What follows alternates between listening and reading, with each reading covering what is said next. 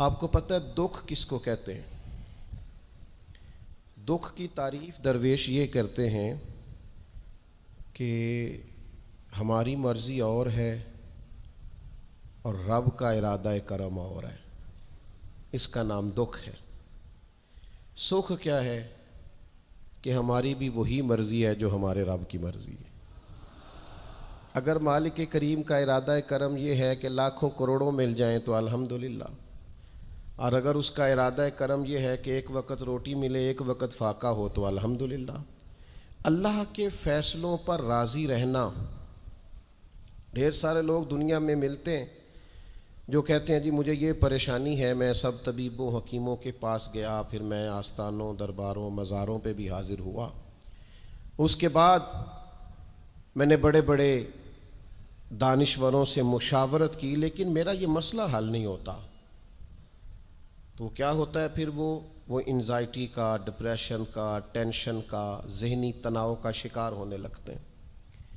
یاد رکھیے گا کہ اگر سارے ڈاکٹروں، طبیبوں، حکیموں، دعاؤں، التجاؤں کے بعد بھی مسئلہ حل نہیں نہ ہو رہا،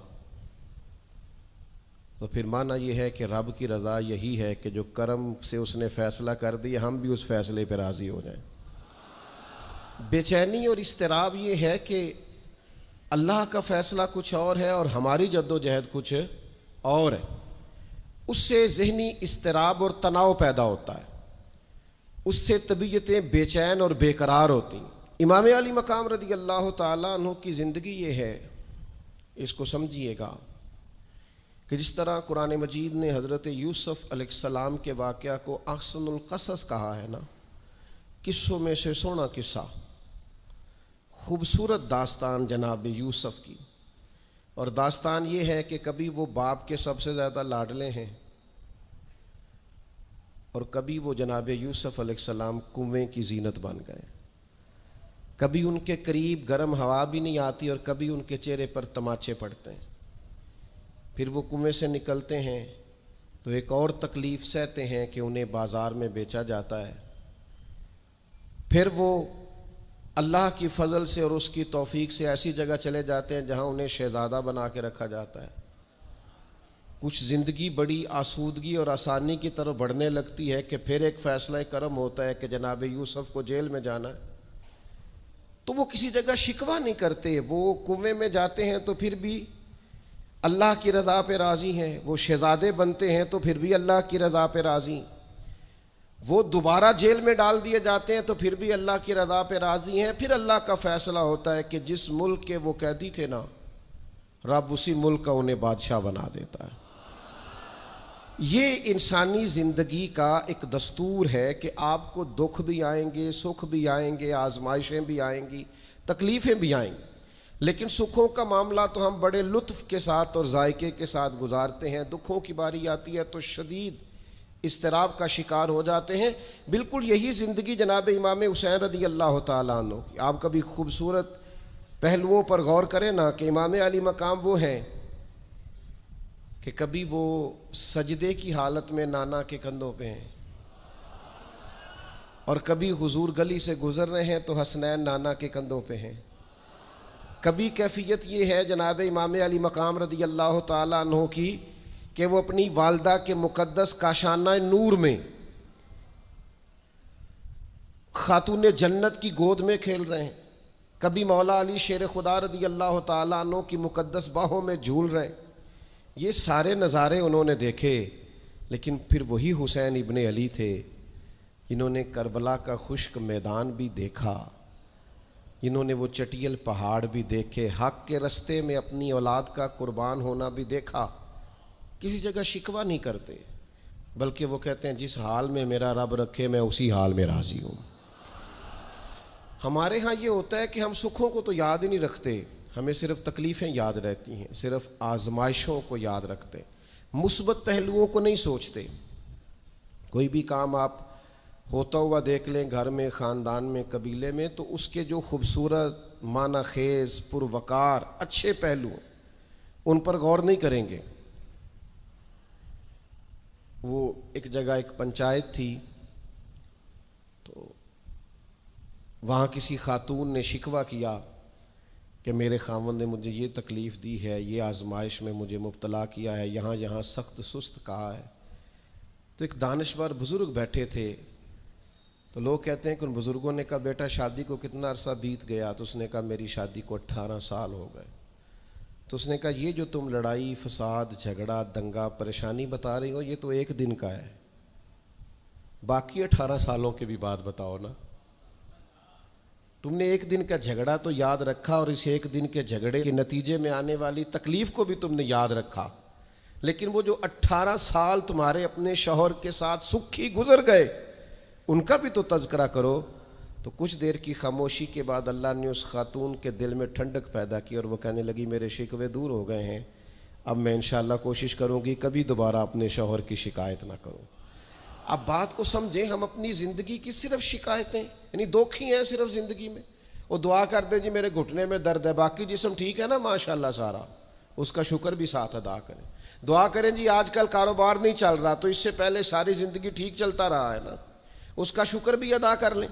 قرآن مجید فرقان حمید ارشاد فرماتا ہے اللہ کے بندوں کی شان یہ ہے کہ رضی اللہ عنہم ورضوا عنہ، یہ بڑا خاص پہلو ہے۔ اللہ فرماتا ہے کہ اللہ ان سے راضی ہے اور وہ بھی اپنے اللہ سے راضی ہیں۔ اللہ نے انہیں جس حال میں رکھا ہے وہ بھی اللہ سے راضی ہیں۔ ذالک الفوز العظیم، اللہ فرماتا ہے یہ بڑی کامیابی ہے، اللہ بھی ان سے راضی ہے اور وہ بھی اللہ سے راضی ہیں۔ امام غزالی رحمۃ اللہ تعالی علیہ سے کسی نے پوچھا یہ بندے کا اللہ سے راضی ہونے کا کیا مطلب ہے؟ تو امام صاحب فرمانے لگے رب تو کریم ہی بڑا ہے، یتیم کے سر پہ ہاتھ پھیر دو راضی ہو جاتا ہے، وہ طوائف کتے کو پانی پلا دے تو مالک راضی ہو جاتا ہے، وہ تو مہربانی بڑا ہے، تم نے رو کے 2 آنسو بہا دیے وہ راضی ہو جاتا ہے۔ فرماتے بندے کا مسئلہ ہے، مسئلہ تو بندے کا ہے، یہ راضی ہوتا ہی نہیں، یہ ہر وقت شکوے کرتا ہے، ہر وقت شکایات کرتا ہے، ہر وقت اس کا ذہن الجھا رہتا ہے، ہر وقت کوئی نہ کوئی نئی چیز کا مطالبہ کرتا ہے۔ نبی رحمت نور مجسم شفیع معظم صلی اللہ تعالی علیہ وسلم ارشاد فرماتے ہیں تم نہ اللہ کے دیے ہوئے تھوڑے رزق سے راضی ہو جاؤ، وہ بھی تمہاری تھوڑی عبادت سے راضی ہو جائے گا۔ لیکن ہمارا حال یہ ہے کہ ہمیں سب کچھ چاہیے، اور نتیجے میں اگر کوئی خدمت کرنی پڑے، کوئی ڈیوٹی کرنی پڑے، کوئی کام کرنا پڑے تو اس کے لیے ہم تیار نہیں ہوتے۔ عزیز بھائیو سمجھیے گا، غور فرمائیے گا، توجہ کیجیے گا اس بات پر کہ ہمیں ہر حال میں اپنے رب سے راضی رہنا۔ آزمائش آ جاتی ہے، دکھ آ جاتے ہیں، محنت پوری کریں، جد و جہد پوری کریں، جو کام آپ کرنے جا رہے ہیں اس کے لیے جتنے ضروری اسباب ہیں وہ جمع سارے کریں، لیکن نتیجہ اللہ پہ چھوڑ دیں، رزلٹ اپنی مرضی کا نہ مانگیں۔ یہ عقیدہ توحید یہ ہے کہ نتیجہ جو رب ہمارے لیے نکالے وہ نتیجہ ہمیں قبول ہونا چاہیے۔ درویش نے ایک جملے میں بات ختم کر دی، وہ کہتے ہیں دکھ قبول محمد بخشا، بس راضی رہن پیارے۔ اگر پیارے راضی ہیں دکھ دینے میں تو پھر ہمیں یہ دکھ قبول ہے، اور کئی دفعہ قبول ہے۔ تو اپنی طبیعت کے اندر یہ مقام تسلیم و رضا لائیں، ہر وقت اپنے رب سے راضی رہیں۔ صحیح مسلم شریف میں حضرت عمر فاروق رضی اللہ تعالیٰ عنہ کا ایک جملہ بڑا خوبصورت ہے، اور حضور اس کو سن کے بڑے راضی ہوئے، صحیح مسلم میں موجود ہے۔ حضرت عمر نے ایک موقع پر جب سرور کائنات علیہ السلام کو تھوڑا ناراض دیکھا، حضور کے چہرے پر کچھ آثار ناراضگی دیکھے، تو جناب عمر نے ایک جملہ کہا تھا جو بڑا حسین ہے اور کتب احادیث میں چمکتا ہے۔ حضرت عمر نے وہ بات کہی تو حضور کی ناراضگی خوشی میں بدل گئی، نبی پاک علیہ السلام کے چہرے پر جو آثار ناراضگی تھے وہ خوشی کے تصورات میں بدل گئے۔ حضرت عمر عرض کرنے لگے رضیت باللہ ربا وبالاسلام دینا وبسیدنا ومولانا محمد نبیم ورسولا۔ حضرت عمر نے حضور کو ناراض دیکھا تو کہنے لگے یا رسول اللہ ہم اللہ کے رب ہونے پہ راضی ہیں، اسلام کے دین ہونے پہ راضی ہیں، اور اللہ نے آپ کو ہمارا نبی اور رسول بنایا، ہم اس بات پر بڑے راضی ہیں۔ ہم راضی ہیں کہ اللہ ہمارا رب ہے، اسلام ہمارا دین ہے، اور محمد صلی اللہ علیہ وسلم ہمارے نبی اور رسول ہیں، بڑے راضی ہیں۔ بس یہ رضا والا جملہ کہا تو اللہ کے رسول خوش ہو گئے، تو اللہ سے راضی رہیں، آپ کے تصورات میں شکوے پیدا نہ ہو، شکایتیں نہ ہو، الجھے نہیں۔ اور بہت سارے لوگ ایسے ہیں جن کا خیال ہے میری بڑی شان ہے تو میرے اوپر مشکلات کیوں آتی ہیں۔ دوست اکثر کہتے ہیں جی میں صدقہ بھی دیتا ہوں، نمازیں بھی پڑھتا ہوں، دل کسی کا نہ دکھے اس کے لیے بھی پوری کوشش کرتا ہوں، میرا زندگی کا مزاج یہ ہے کہ میں کوشش کرتا ہوں کہ کسی کو میرے لہجے سے، انداز سے، اٹھنے بیٹھنے سے اذیت نہ پہنچے، لیکن پھر بھی مجھے مصائب آتے ہیں۔ ہم انہیں کہتے ہیں آپ عبادت کریں، مہربانی فرمائیں تجارت تو نہ کریں۔ آپ کی رائے یہ ہے کہ میں نے صدقہ دے دیا مصیبت کوئی نہ آئے، میں نے نماز پڑھ لی مشقت کوئی نہ آئے۔ تو قانون قدرت یہ ہے کہ حضور علیہ الصلاۃ والسلام فرماتے ہیں سب سے زیادہ تکلیفیں آتی انبیاء پہ ہیں، اور حضور فرماتے ہیں میں اللہ کا لاڈلا محبوب ہوں، میرے اوپر سب سے زیادہ تکلیفیں آئیں۔ یہ آپ اللہ کی رضا پہ راضی رہ کے تو دیکھیں، آپ کے مزاج میں کمال بردباری پیدا ہو جائے، ایک ٹھہراؤ آئے گا۔ یہ دوست انتظامات کر رہے ہوتے ہیں نا پروگراموں کے، اجتماعات کے، محافل کے، تو میں ایک ہی بات سب سے کرتا ہوں، میں کہتا ہوں آپ نے نا بردبار رہنا ہے، آپ نے تحمل سے رہنا ہے۔ ہم دیہاتی لوگ ہیں تو ہمارے ہاں شادیاں ہوتی تھیں نا، تو شادیوں پہ رشتہ دار اکٹھے ہوتے تھے، تو صرف یہ فکر نہیں ہوتی تھی کہ کھانا پورا ہو جائے، صرف اتنی فکر نہیں ہوتی تھی کہ ان کے سونے کا انتظام ہو جائے، ایک فکر اور بھی ہوتی تھی کہ بندے بڑے کٹھے ہوئے ہیں، سارے برادری کٹھی ہوئی ہے، کتے لڑ نہ پین آپس میں۔ ہمارے ہاں نا چڑھانے والے زیادہ خطرناک نہیں ہوتے، چڑھنے والے زیادہ خطرناک ہوتے ہیں، جو ذرا سی بات پہ غصے میں آ جائیں، ذرا سی بات پہ چڑھ جائیں، کہیں سکون ہی نہیں، ٹھہراؤ ہی نہیں زندگی میں۔ اللہ کی رضا پہ راضی رہے، میرے رب نے جہاں مجھے رکھا ہے سب سے زیادہ باکمال رکھا ہے، جہاں میں ہوں خدا جانے بلندی ہے کہ پستی، پر جہاں میں ہوں وہاں کوئی نہیں ہے۔ آپ اپنے رب کی رضا پہ راضی رہیں کہ میری جہاں ڈیوٹی ہے، کیا ہی بات ہے، میری جہاں ڈیوٹی، حضرت صدیق اکبر کو امیر المومنین بنایا گیا، لیکن جناب بلال حبشی کے پاس مدینے والے محبوب کے مہمانوں کی ذمہ داریاں تھیں، مسجد نبوی کی کنجیاں تھیں۔ کمال ان کا بھی بڑا ہے اور کمال بلال حبشی کا بھی بڑا ہے، حالانکہ وہ تو مسجد میں جھاڑو دیتے تھے، خدمت کرتے تھے۔ تو آپ اللہ کی رضا پہ راضی رہیں، جہاں رب نے آپ کو رکھا ہے، جس مقام پہ رکھا ہے وہاں آپ راضی رہیں، آپ کو اطمینان محسوس ہوگا، آپ سکون میں آ جائیں، دل میں ٹھنڈک محسوس کریں گے، پریشانیوں سے نکلیں گے۔ یہ حدیث دیکھیے امام غزالی نے لکھی ہے، نبی پاک صلی اللہ تعالیٰ علیہ وسلم کے پاس نا صحابہ کی ایک جماعت آئی، انہوں نے عرض کی یا رسول اللہ صلی اللہ علیہ وسلم ہم ایماندار ہیں۔ تو حضور نے فرمایا تمہارے ایمان کی نشانی کیا ہے؟ تم صاحب ایمان ہو تو دلیل کیا ہے؟ انہوں نے عرض کی یا رسول اللہ، یہ ذرا دلیل سننا۔ عرض کرنے لگے یا رسول اللہ مصیبت آئے تو صبر کرتے ہیں، نعمت ملے تو شکر کرتے ہیں، اور یا رسول اللہ رب جو فیصلے کر دے ہم اس پر راضی رہتے ہیں۔ حضور فرمانے لگے کعبے کے رب کی قسم تو واقعی ایماندار لوگ ہو، اگر تم اللہ کے فیصلوں پہ راضی ہو، اگر تم نعمتوں پہ شاکر ہو، مصائب پر صابر ہو، تو تم واقعی مومن ہو۔ تو یہ یاد رکھیں اچھی طریقے سے کہ ہمیشہ اپنے آپ کو اپنے رب کے فیصلوں پہ راضی رکھیں، ہمیشہ کوشش کریں کہ مقدر سے شکوہ نہ کریں، تقدیر سے شکایت نہ کریں، جو ہمیں نہیں ملا اس کے بارے میں اپنی طبیعت کے اندر تڑپ اور طلب نہ پیدا کریں، بس جو فیصلہ رب نے کر دیا اس فیصلے پر ہمیشہ راضی رہیں۔ یہ کر کے دیکھیں۔ حضرت انس بن مالک رضی اللہ تعالیٰ عنہ فرماتے ہیں ایک پوری جماعت جنت میں جائے گی لوگوں کی، فرشتے ان سے پوچھیں گے کہ میاں حساب دے آئے ہو؟ تو وہ کہیں گے ہمیں تو کسی نے حساب پوچھا ہی نہیں۔ ان سے پوچھا جائے گا پل صراط دیکھی ہے؟ کہیں گے نہیں ہم نے تو نہیں دیکھی۔ ان سے پوچھا جائے گا کہ میزان عمل؟ تو انہوں نے کہا نہیں بالکل نہیں۔ تو کہا اچھا تم بڑے خاص لوگ ہو، دنیا میں کرتے کیا رہے ہو؟ تو کہیں گے کرتے کچھ بھی نہیں تھے، رب کے فیصلوں پہ راضی رہتے تھے۔ اور طبرانی میں ایک روایت ایسی بھی موجود ہے کہ حضور فرماتے ہیں رب کہتا ہے جس نے میرے فیصلوں پہ راضی نہیں رہنا وہ رب کوئی اور ڈھونڈ لے۔ پوچھیں گے کہ میاں حساب دے آئے ہو؟ تو وہ کہیں گے ہمیں تو کسی نے حساب پوچھا ہی نہیں۔ ان سے پوچھا جائے گا پل صراط دیکھی ہے؟ کہیں گے نہیں ہم نے تو نہیں دیکھی۔ ان سے پوچھا جائے گا کہ میزان عمل؟ تو انہوں نے کہا نہیں بالکل نہیں۔ تو کہا اچھا تم بڑے خاص لوگ ہو، دنیا میں کرتے کیا رہے ہو؟ تو کہیں گے کرتے کچھ بھی نہیں تھے، رب کے فیصلوں پہ راضی رہتے تھے۔ اور طبرانی میں ایک روایت ایسی بھی موجود ہے کہ حضور فرماتے ہیں رب کہتا ہے جس نے میرے فیصلوں پہ راضی نہیں رہنا وہ رب کوئی اور ڈھونڈ لے۔ اگر تم میرے فیصلے پہ راضی ہی نہیں ہو، او بھائی میں اپنے ادارے کا سربراہ ہوں، جو میرا فیصلہ نہیں مانے گا وہ نکلے گا ادارے سے۔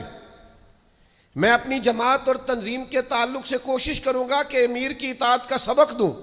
اگر کوئی نظم و ضبط درست نہیں کرے گا، یہ ایک حال ہے یہاں کے جو مینجمنٹ کے کام ہیں، معاملات ہیں، ایک سربراہ آپ نے بنایا ہوتا ہے، اب اس کی اگر بات نہیں مانے گا کوئی ورکر، کوئی کام کرنے والا، تو یقیناً وہ کہیں گے کہ میاں آپ بات نہیں مان رہے، تمہارا نظم و ضبط خراب ہوتا ہے، لہذا اگر آپ نے ہمارے نظم کے اندر نہیں رہنا تو آپ نکل جائیں۔ تو اللہ کے فیصلوں کو جو لوگ تسلیم نہیں کرتے، اللہ کے فیصلوں کو جو لوگ تسلیم نہیں کرتے، یقیناً وہ کمزور ہو جاتے ہیں۔ آج بڑے لوگ ہیں جو وظیفے پوچھتے ہیں اللہ کیسے راضی ہوگا؟ بتاؤں وظیفہ آپ کو؟ امام غزالی لکھتے ہیں کہ حضرت موسیٰ کلیم علیہ السلام نے اللہ کے حضور عرض کیا مالک میری قوم پوچھتی ہے تو کیسے راضی ہوگا، ہم تجھے راضی کرنا چاہتے ہیں تو کیسے راضی ہوگا؟ تو حضرت موسیٰ علیہ السلام سے رب کریم نے فرمایا ان سے جا کے کہہ دو کہ مجھ سے راضی ہو جائے میں بھی ان سے راضی ہو جاؤں گا۔ یہ اپنے رب سے راضی رہیں، جو رب ان کے لیے فیصلہ کرے۔ وہ حضرت سفیان ثوری دعا مانگ رہے تھے نا، یا اللہ راضی ہو جا، یا اللہ راضی ہو جا، یا اللہ راضی ہو جا۔ تو حضرت رابعہ بصریہ رحمۃ اللہ علیہا بھی پردے کے پیچھے بیٹھی تھیں، تو جب انہوں نے بہت زیادہ اس دعا پر اصرار کیا نا یا اللہ راضی ہو جا، تو پردے کے پیچھے سے بول پڑی، کہنے لگی سفیان اب کچھ اور نہ مانگے اللہ سے، آگے نہ چلے۔ جناب سفیان کہنے لگے میں دعا ہی کر رہا ہوں کہ یا اللہ تو راضی ہو جا۔ تو فرمانے لگی پہلے اپنے دل پہ ہاتھ رکھ کے بتائیں آپ اللہ سے راضی ہیں؟ آپ تو کہتے ہیں یہ ہے تو یہ نہیں ہے، کبھی یہ بھی مل جائے نا، اگر آپ ناراض نہ ہوں تو۔ پہلے خیال تھا ایک سواری مل جائے چاہے موٹر سائیکل ہی ہو، مل گئی، اب بڑے پریشانی ہوتی ہے، کبھی 4 ٹائروں والی ہوتی نا، وہ بھی مل گئی، دے دی، طلب ہی یہ تھی۔ اب خیال آتا ہے کبھی تھوڑی سی بڑی مل جائے نا، وہ بھی مل گئی۔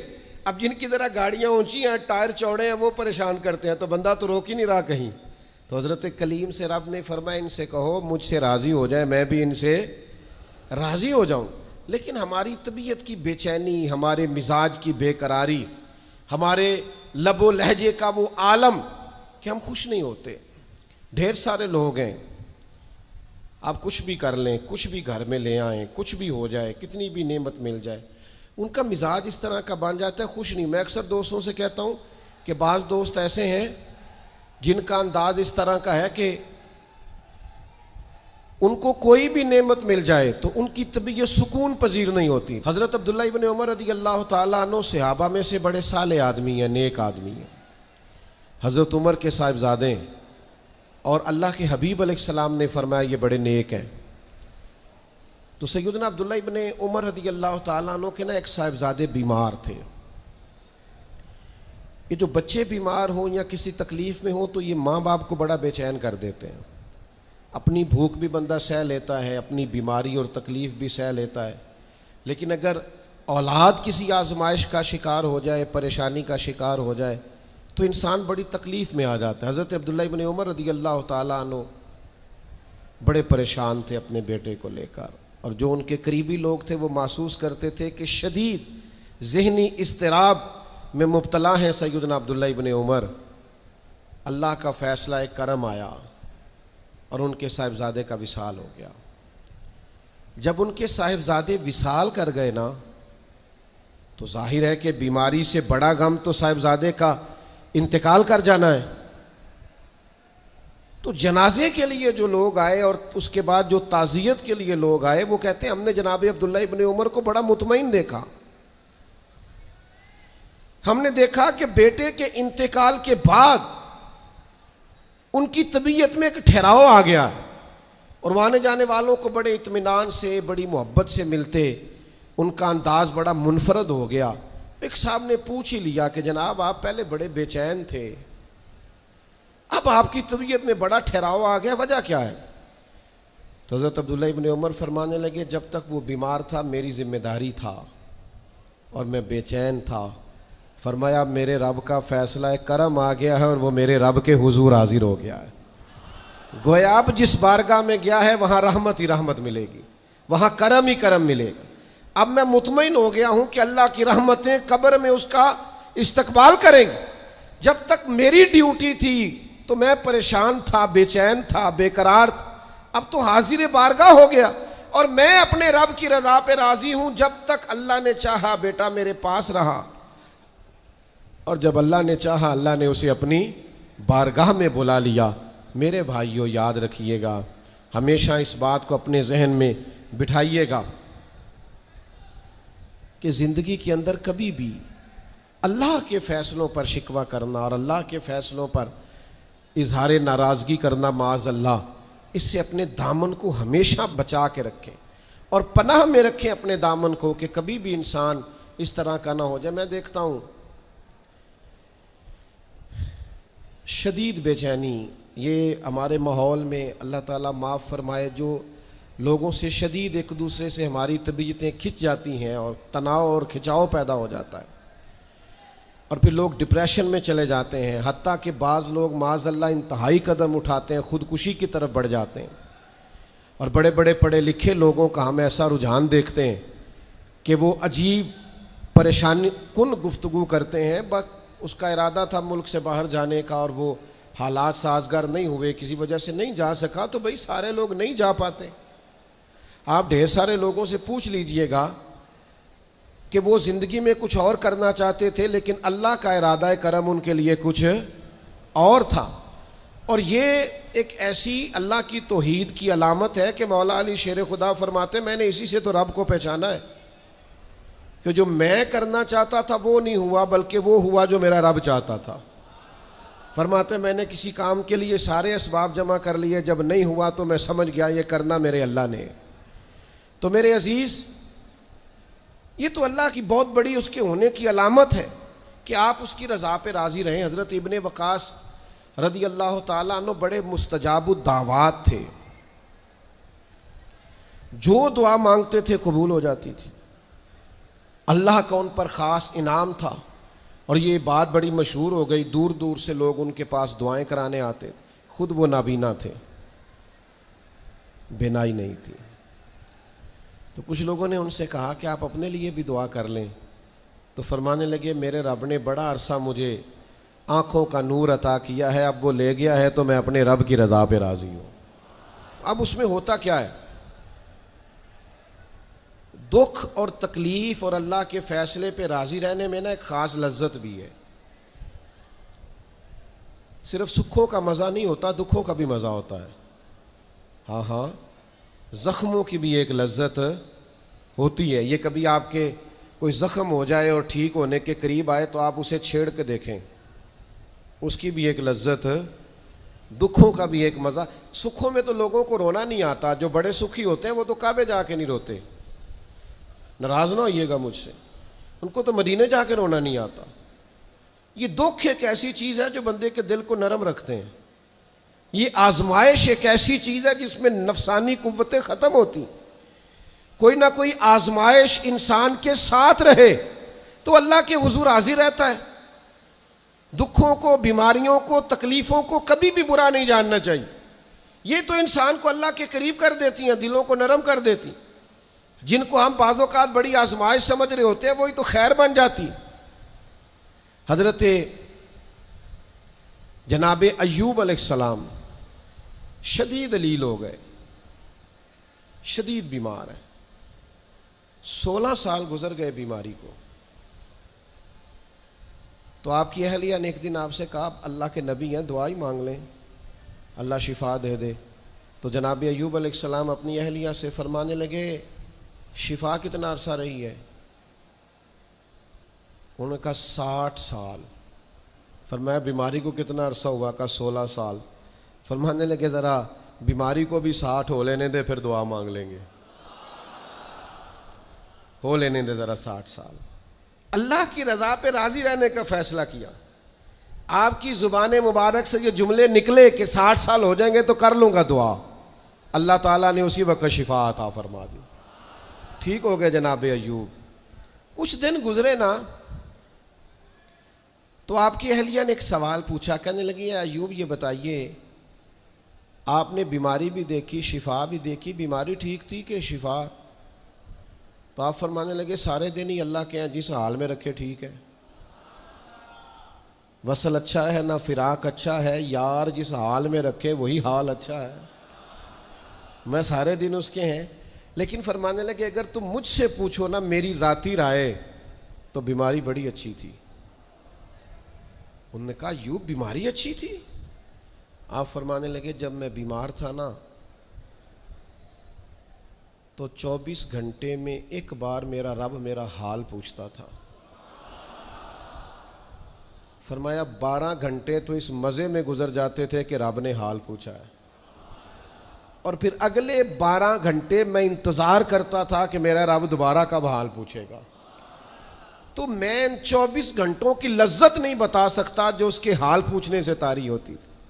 تو فرمایا شفا تو مل گئی ہے پر اب وہ حال تو نہیں نہ پوچھتا. اب وہ میرے بھائی اس بیماری میں جو لذتیں ہیں, جو کرم نوازیاں ہیں, جو رحمتیں, ان کو بھی تو دیکھیں. اپنے کریم رب کی رضا پہ راضی تو رہے. خبر مشہور ہو گئی تھی امام حسین شہید ہو جائیں گے. نبی کریم علیہ السلام نے بھی یہ خبر ارشاد فرمائی. پتہ مولا علی کو بھی تھا, سیدہ پاک بھی جانتی تھی, امام حسین بھی جانتے تھے. یہ خبریں رہی ہیں نا. حضرت صدیق اکبر کھڑے ہیں, جناب عمر کھڑے ہیں, حضرت عثمان کھڑے ہیں احد پہاڑ پر, تو پہاڑ ہلنے لگا. آپ دیکھیے نا صحیح حدیث میں موجود ہے. تو نبی کریم علیہ السلام نے فرمایا پہاڑ ٹھہر جا, تیرے اوپر ایک نبی, ایک صدیق اور 2 شہید کھڑے ہیں. تو حضور نے بتا دیا نا کہ جناب عمر بھی شہید ہوں گے, جناب عثمان بھی شہید ہوں گے. لیکن کیا ایک دفعہ بھی حضور نے یہ دعا مانگی کہ اللہ انہیں شہادت سے بچا؟ معاذ اللہ کوئی دعا مانگی کہ یہ شہید نہ ہو, قتل نہ کیے جائیں؟ یہ تو سعادت ہے. امام حسین کو پتہ ہے, مولا علی کو پتہ ہے, سیدہ فاطمہ کو پتہ ہے, یہ خبر مشہور ہے, یہ شہید ہو جائیں گے. اور یہ بھی پتہ ہے کہ آزمائشیں آئیں گی. لیکن کسی نے بھی یہ دعا نہیں مانگی اللہ انہیں آزمائشوں سے بچا. جس نے بھی دعا مانگی ہے یہی مانگی ہے, اللہ صبر بھی عطا فرما اور استقامت بھی عطا فرما. اس بات کو سمجھیں آپ کہ آپ بچے کو اگر ڈرائیں گے نا امتحان خطرناک ہوتے ہیں, امتحان نہیں دینے, تو وہ تو کسی جگہ کامیاب نہیں ہوگا. اس کو امتحان کا خوف نہ دلائیں, اس کی تیاری کرائیں, اس کی ذہن سازی کریں کہ امتحان دینا ہے. اس کو یہ شعور دیں کہ بیٹا کامیاب ہونا ہے. ہم نے ڈرا دیا ہے بچوں کو, ہم نے انہیں اس طرح کا بنا دیا ہے کہ وہ سہمے رہتے ہیں, پتہ نہیں کیا ہو جائے گا. ہزاروں سینکڑوں لوگوں کو روز جی ٹی روڈ سے گزرنا پڑتا ہے, لاکھوں کروڑوں لوگ گزرتے ہوں گے. اللہ معاف کرے کو سب کا ایکسیڈنٹ تو نہیں نہ ہو جاتا. تو اگر آپ بچوں کو چھپاتے پھریں کہ روڈ پہ نہیں چڑھنا, بھائی انہیں آپ گاڑی صحیح چلانی سکھائیں, عمر کے مطابق ان کو سواری دیں, ان کی ٹریننگ صحیح کرائیں, انہیں کہیں کہ یہ ٹریفک کے قوانین ہیں ان کی پابندی کرو, لیکن انہیں یہ خوف نہ دلائیں کہ روڈ پہ نہیں جانا. یہ خوف نہ دلائیں انہیں کہ ہم نے اس راہ سے گزرنا نہیں, پتہ نہیں کیا ہو جائے گا. او بھائی اس طرح تو سانپ سے ڈرتا ڈرتا رسیوں سے بھی ڈرنے لگے گا. اللہ جو فیصلہ کر دے اس فیصلے پر پوری طرح راضی رہنا ہے. ہمارے مزاجوں میں مقام تسلیم و رضا نہیں ہے. یہ مومن دیانتدار کیوں ہوتے تھے؟ کروڑوں روپیہ ایک شخص کا سامنے پڑا ہے اور بندہ وہ ہے جس نے صبح سے کھانا نہیں کھایا, لیکن وہ کروڑوں روپے پہ نظر نہیں ڈالتا تھا. کیوں؟ کہ وہ اللہ کے فیصلے پہ راضی تھا. وہ کہتا تھا یہ چاہے کروڑوں ہیں پر میرا نہیں ہے. آج لوگ لوگوں کا مال دیکھ کے سازشیں نہیں کرتے, شرارتیں نہیں کرتے, لالچ نہیں پیدا کرتے, چوری ڈکیتی دھوکہ فریب فراڈ کیا کیا چالیں نہیں چلتے. اگر یہ اللہ کے فیصلے پہ راضی رہیں کہ رب نے جو میرے لیے رکھا ہے وہی میرا حق ہے, تو کبھی ان کی طبیعت میں یہ بات پیدا نہ ہو کہ ہم نے دھوکہ دینا ہے, فراڈ کرنا ہے, فریب کرنا ہے. آپ مقام تسلیم و رضا پہ آ جائیں. ڈھیر سارے لوگ ہیں جو جہاں کھڑے ہیں وہاں راضی نہیں، سامنے والا انہیں بڑا خوش نظر آتا ہے، بڑا خوش کہ یار میں بڑی تکلیف میں ہوں، یہ فلانے شعبے والا بڑے سکون میں ہے. تو بھائی کبھی اس سے بھی تو پوچھ کے دیکھنا، اس سے پوچھ، وہ کہے گا جتنے کانٹوں پہ میں بیٹھا ہوں دوسرا ہے ہی کوئی نہیں. ہم جو کام کر رہے ہوتے ہیں نا اس کام کا مزہ نہیں لیتے، ہمیں وہ کرنا ہے جو سامنے والا کر رہا ہے. بھئی آپ جو کر رہے ہیں اس کو مزہ لے کے کریں، مقام تسلیم و رضا پہ رہیں. وہ جو سامنے والا کر رہا ہے اللہ نے اس کی ڈیوٹی لگائی ہے، وہ کرے گا. اور یہی بات یہاں تک پہنچ جاتی ہے کہ ہمیں سب کا پتہ ہوتا ہے کون کیا کر رہا ہے، اپنا نہیں پتہ ہوتا، کیونکہ ہم وہ چاہتے ہیں جو ہمارا حق نہیں، اس طرف بڑھتے ہیں جو ہمارا نصیبہ نہیں. تو اچھی طرح اس بات کو اپنے ذہن میں بٹھائیں کہ اللہ کے فیصلوں پہ راضی رہنا، اللہ کی رضا پہ راضی رہنا، اپنے رب سے ہر وقت راضی رہنا، یہ بندہ مومن کی شان ہے. اگر اللہ کے فیصلوں پہ راضی رہو گے نا تو زندگی میں اتنا سکون آ جائے گا، اتنا اطمینان آ جائے گا، لہجوں میں اتنا ٹھہراؤ آ جائے گا، آپ کو محسوس ہوگا کہ آپ کی شخصیت سنجیدہ ہو گئی ہے، وزادار ہو گئی ہے. آپ کے مزاج کے اندر ایک اللہ تعالیٰ نے خاص کمالات رکھ دیے. لیکن اگر آپ یہ نہیں کریں گے، اللہ کے فیصلوں پہ راضی نہیں رہیں گے، تو پھر آپ نتیجہ اس کا دیکھ لیجئے گا. ہر وقت کی بے چینی، بے قراری، الجھاؤ اور طبیعت کے اندر اضطراب یہ آپ کو بے چین رکھے گا. ہم اپنی زندگی میں اگر تھوڑا سا یہ والا فیصلہ لے آئیں، آپ دیکھیں نا، انداز دیکھیں. 14 لوگ شہید ہو گئے تھے بدر میں، ان میں سے تو کوئی کسی صوبے کا گورنر نہیں بنا. انہوں نے تو مکہ کو فتح ہوتے نہیں دیکھا، انہوں نے تو روم کو، یمن کو، شام کو فتح ہوتے نہیں دیکھا. لیکن یاد رکھیے گا ان 14 لوگوں کا خون بنیاد بنا تھا کہ اللہ نے اسلام کو طاقتیں اور قوتیں عطا فرمائی. وہ اللہ کے فیصلوں پہ راضی تھے کہ آپ نے یہاں جان دینی ہے، انہوں نے پیش کی. بعد میں عروج آیا، کمال آیا، اذا جاء نصر اللہ والفتح، اللہ نے مدد کی، فتح آ گئی. لیکن ان لوگوں نے اس وقت یہ فیصلہ کیا کہ ہمیں اللہ کی رضا کے لیے ڈٹنا ہے، کھڑے ہونا ہے.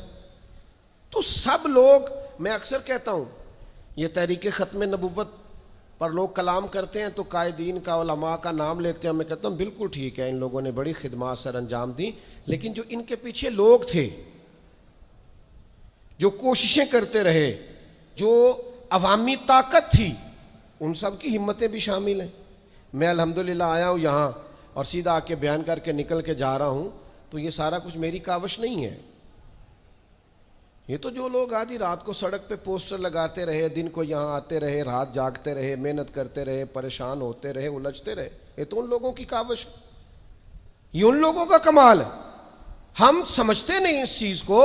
جب تک آپ اپنے مزاج میں ٹھہراؤ نہیں لاتے اور چھوڑ دیں دوسروں کا کام اپنے کھاتے میں ڈالنا، یہ بھی میرا ہے، یہ بھی میرا ہے، یہ بھی میں نے کیا، یہ بھی میں، اس سے بھی بے چینی پیدا ہوتی. ہم نے جو کیا ہے ہم اس حد تک رہیں اور اللہ تبارک و تعالیٰ کے فیصلے پر سر تسلیم خم کریں. یقین کرو اللہ کا فیصلہ کیسے ماننا ہے، اس کی اگر کسی نے صحیح تصویر دیکھنی ہے تو واقعہ کربلا کو دیکھیں.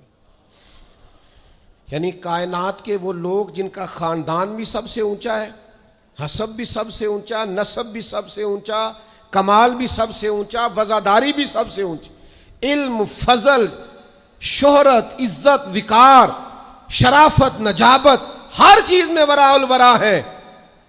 لیکن ان کی کیفیت میرے عزیز یہ ہے کہ امام علی مقام کے سامنے ان کی ساری اولاد شہید ہو گئی.